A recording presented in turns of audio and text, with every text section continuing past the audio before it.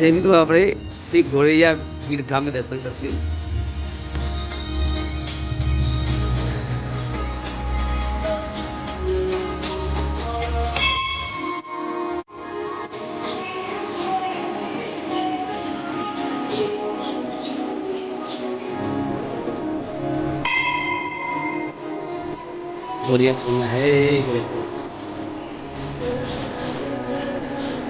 શ્રી ગોરૈયા વીર મહારાજ દર્શન કરશું.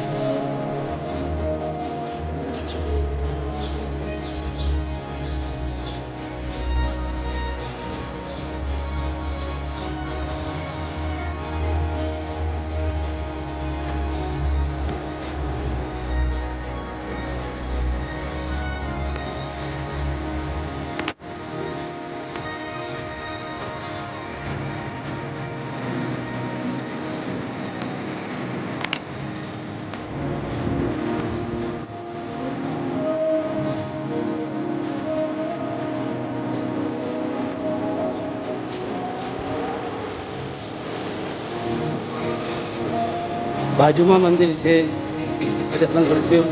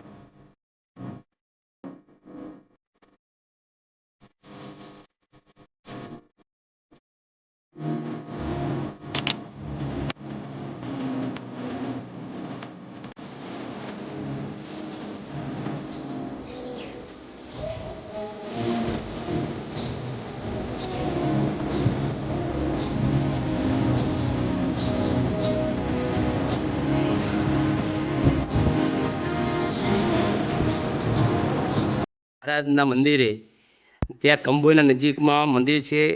ત્યાં મંદિરના આપણે દર્શન કરીશું. દર્શન કરતાં સાથે આપણે ગોરૈયા વીર મહારાજના ઇતિહાસ વિશે પણ બાપુ જોડે જાણીશું.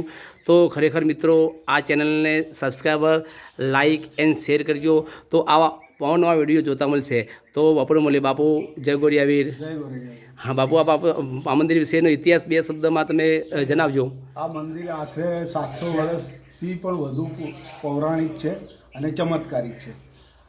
અને આ અમારા વડવાઓના સમયથી વીર મહારાજ અમારી સાથે વડવાઓ સાથે આવ્યા છે અને આ જગ્યા ઉપર ઘણા પરચા પણ પૂર્યા છે અને હાલમાં પણ કળિયુગમાં પણ ઘણા પરચાઓ પૂરે છે. અને આ આજુબાજુ 27 કિલોમીટરની આજુબાજુ જે પણ લોકો બાધા માને છે કે ભાઈ બાળક ના થતું, લગ્ન ના થતું, તો એમની બાધા માને તો 100% સફળ થાય છે. બસ પહેલાં કાળોતરા માટે જ્યાં છીએ અંબાજી બાજુ, એટલે ત્યાંથી એમને ગમે પ્રસન્ન થયા હોય કે ગમે તે હોય, 5 પથરા લાવ્યા હતા, પથરાના ઘોડા, પથ્થરના ઘોડા. એટલે કાળમાં પછી પોઠિયા હતા, એટલે પોઠિયામાં ઘોડા ભર્યા હતા. આ એમનું ખેતર હતું અને ગામમાં પાણી પીવા હતું ને હું ઉતર્યા ને ઘોડા હું ઉતાર્યા. તો ગોરૈયા પછી હું વસી જાય કે હવે અમારા ગામમાં આવવું નહીં. તો પછી એમને હું પૂજા કરી અને અર્ચના કરીને પછી ધીમે ધીમે જેમ બાધા રાખતા ગયા એમ હવને ગોરૈયાને પડસા મળ્યા. અને પછી ગોરૈયાની પ્રસરી થઈને કોઈ પણ ઘોડી હોય આવે અભર તો એને 100% ગોરીઓ માગે અને કોઈ બહેન દીકરીને હારા દાડાવાનું હોય આવે તો એનોય ગોરીઓ માગાય રહ્યો આવા દર્શનનો. ગામમાં રિવાજ પહેલો છોકરો કે ગમે એ છોકરોને હવા દશેની હુકડી તળી પડે પહેણતી હોય પહેણા મરે કઈને મારું અને દીકરીની 5 ભોણીની 2.5 અઢેજનને આવી હુકડી આજે પણ ચડાવી પડે છે હોય ભૂલ્યા બીજની ભૂલથી જો ઘોડીએ ભરાઈ દી હોય હા તો ઘોડીનો ગોળીઓ માગે એમના ચેતવે કંઈ ચેતવું ખબર ન હોય ચિત્ત એમ હા એનો ઇતિહાસ તો દેખાડો દે યા